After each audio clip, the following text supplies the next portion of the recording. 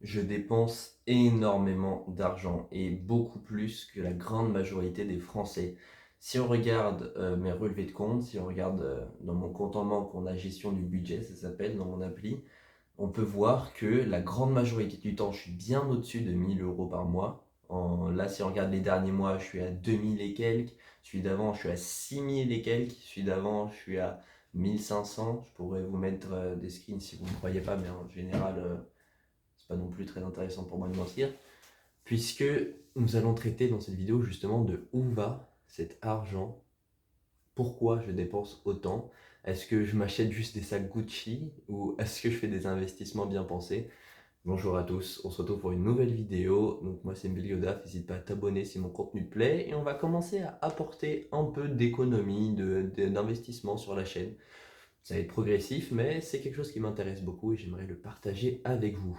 Où va tout mon argent? Où est-ce que je dépense mon argent?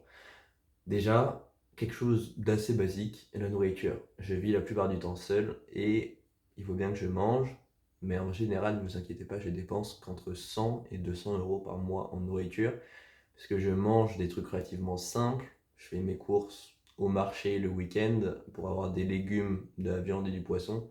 Et sinon, je mange régulièrement des pâtes et des œufs. Donc vraiment, en termes de dépenses alimentaires, j'essaye de vraiment dépenser le minimum possible, même si je dois bien survivre et que pour ma prise de masse, il a aussi fallu quand même manger de grosses quantités, ce qui coûte vite cher. Néanmoins, c'est assez ridicule par rapport à ce que je dépense. Où va cet argent? Vous vous en doutez, si je fais une vidéo dessus, c'est pas pour dire que j'aime m'acheter des trucs de luxe chers, c'est que je l'investis, je l'espère intelligemment, c'est pas toujours le cas.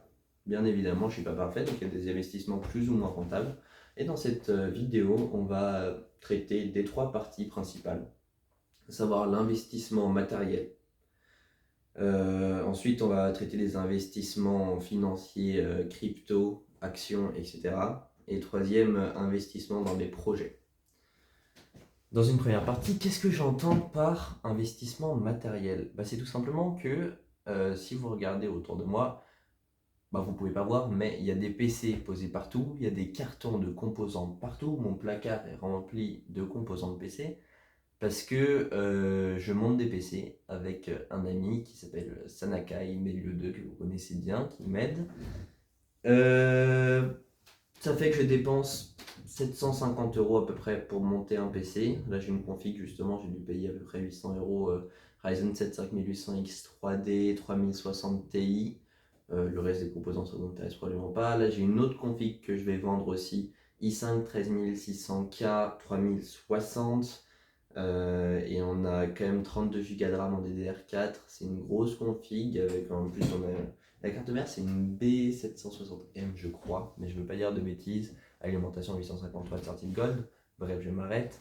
En gros, c'est des PC plus ou moins de qualité, ça va dépendre, mais j'essaie de faire des bons PC, quitte à faire une moins grosse marge. J'ai envie de vraiment satisfaire mes clients. Ça fait quand même une part significative de mes dépenses. Par exemple, sur le mois dernier, si j'avais à peu près 2000, tu vois, il y avait presque 1000 qui étaient pour mes composants de PC. Typiquement, ça part vite. Après, il n'y a pas que des composants de PC. Avant, au lycée, je faisais de l'achat-revente de manga. Et oui, c'est pas une blague, vraiment, ça marchait plutôt bien. Sur le Bon Coin, j'avais un compte avec des centaines d'annonces de manga. Ce que je faisais, c'est que je trouvais des mangas en gros lot de personnes qui déménagent et tout. J'achetais des gros cartons et je les triais. Je gardais certains pour ma collection parce que vous voyez que je suis collectionneur et je revendais ceux qui ne m'intéressaient pas ou qui avaient vraiment de la valeur et que je voulais revendre pour pouvoir m'acheter d'autres lots. Ça fait que je me retrouve encore avec des cartons de manga invendus. En général, je les donne à des anniversaires, je sais pas quoi en faire. Mais c'était très sympa, mais c'était énormément de temps de travail pour très peu de rentabilité. Je devais être payé 3 € de l'heure à peu près en termes de rentabilité, parce que je devais faire les temps de trajet, je devais aller chercher les trucs, je devais chercher beaucoup, je devais emballer tous les... Enfin, c'était vraiment pas très rentable. En PC, on est quand même pas mal mieux. Donc voilà, ça c'est à peu près le matériel. J'achète pas tellement plus de trucs pour faire de l'achat-revente. J'avais fait un peu de téléphone parce que je suis très bon pour trouver les bonnes affaires. Et du coup, simplement, quand un de mes amis cherche un ordinateur ou un téléphone, il va passer par moi. Et en général, quand c'est un de mes proches, je vais pas faire de marge dessus, mais quand c'est quelqu'un que je connais un peu moins, tu vois, je peux me faire 20, 50 euros, tu vois, sur le téléphone en fonction du modèle, parce que je les achète dans d'autres pays en général pour que ce soit moins cher, ou sur des sites discount, ce que ne font pas les gens, mais c'est juste leur rendre un service, quoi. C'est pas vraiment pour faire de l'argent en soi. Après, j'ai évoqué une partie crypto-action. En effet, j'ai eu une phase où j'ai dépensé pas mal d'argent en soi dans des cryptos suite à ce que un de mes amis, Melio3, que vous connaissez bien, lui, il a eu une période beaucoup plus forte que moi où c'était des beaucoup plus grosses sommes, il était beaucoup plus talentueux que moi. Mais moi, j'ai juste voulu tâter le terrain. J'ai voulu mettre des sommes, quelques centaines d'euros, rien de fou, mais pour expérimenter, découvrir ce que c'était que ce monde inconnu pour moi à l'époque. C'était fou, tu mets 100 euros, t'as 300 euros, mais il sort d'où l'argent, tu vois? Enfin, quand tu connais rien du tout, c'est quand même incroyable comme concept. Après, tu comprends vite que c'est facile de perdre et qu'il faut réfléchir. Et justement, c'est pour ça que j'ai arrêté. C'est parce que c'est trop facile de perdre et que ça me stressait énormément parce que moi, je faisais des placements risqués sur des cryptos, donc vous le savez, c'est ce qui fluctue le plus. Et c'est très vite, très stressant. Je regardais tout le temps. C'était vraiment. En plus, j'avais un seum immense avec tous les non-gains que j'ai fait en vendant trop tôt. Là, par exemple, j'ai vendu mon Bitcoin à 32 000. Après qu'il ait stagné à 24 000, il a fait un pic à 32 000, il est redescendu un peu. Il est à 60 000. Voilà, c'est à peu près mon seum que y a actuellement. C'est juste que, voilà, c'est du non-gain, hein. Il vaut mieux du non-gain que de la perte. Mais bon, en gros, j'ai arrêté pour l'instant. Mais je reprendrai et je ferai des vidéos bien évidemment dessus parce que c'est quelque chose qui m'intéresse énormément. Mais là, j'utilise une appli qui s'appelle XTM qui me permet de faire des placements sans argent et donc de développer mes compétences, de développer mes connaissances sans perdre d'argent, ce qui est quand même pas mal. Je vous recommande de commencer comme ça en tout cas pour éviter de perdre votre argent bêtement.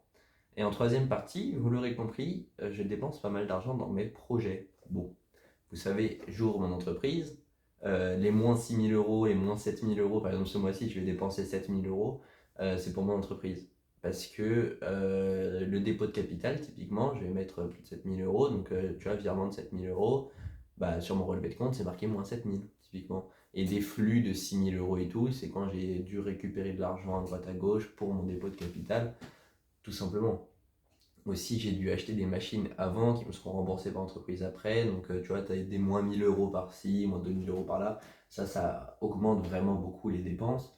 Et après, pour YouTube, on peut aussi prendre en compte le fait que je m'achète pas mal de matériel.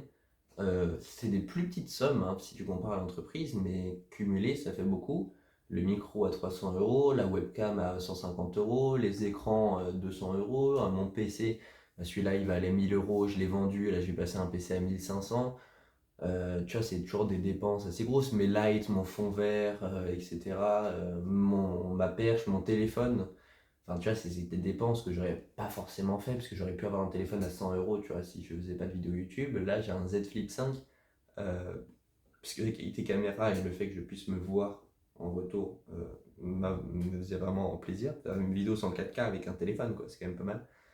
Là, j'ai une perche stabilisateur. Enfin, typiquement, c'est des trucs, des micro-cravates, c'est des trucs qui, cumulés, ça coûte de l'argent. Après, c'est des trucs qui m'amusent et qui me plaisent, et c'est pas un investissement rentable pour l'instant du tout, c'est que de la perte. Mais à long terme, moi j'aime bien considérer que c'est un investissement, tu vois. Même si ça m'apporte de la joie, de la bonne humeur et pas forcément beaucoup d'argent, c'est déjà ça. Pour terminer cette vidéo, je pense que ce que je peux vous recommander, c'est de dépenser votre argent le moins possible dans tous les biens de consommation, d'investir un maximum. Moi, j'ai envie de tendre vers le 80-20, mais pas celui auquel vous pensez. J'ai envie d'investir 80% de ce que je gagne et dépenser en consommation 20%. Ce qui est extrême. C'est beaucoup. La plupart des gens ne font pas ça, mais c'est la meilleure manière de gagner vite de l'argent. Parce que la meilleure manière de gagner de l'argent, c'est d'investir son argent. Tout simplement. Donc, qu'est-ce que vous voulez que je vous dise? Chacun ses envies, il y en a qui ont envie de consommer. Moi, ça m'intéresse pas tant que ça. Très honnêtement, à part manger des tacos, il n'y a pas grand chose qui coûte cher et qui me fasse vraiment plaisir. Donc chacun son caractère. Vous l'aurez compris, la plupart de mes dépenses sont plus ou moins réfléchies, donc oui, je dépense trop d'argent, mais ça reste quand même pas complètement débile, je l'espère. N'hésitez pas à me donner votre avis sur mes investissements dans les commentaires, et on se retrouve très bientôt pour une nouvelle vidéo, qui je l'espère vous plaira autant que celle-là, parce que vous avez tous liké bien évidemment. Allez, bye bye.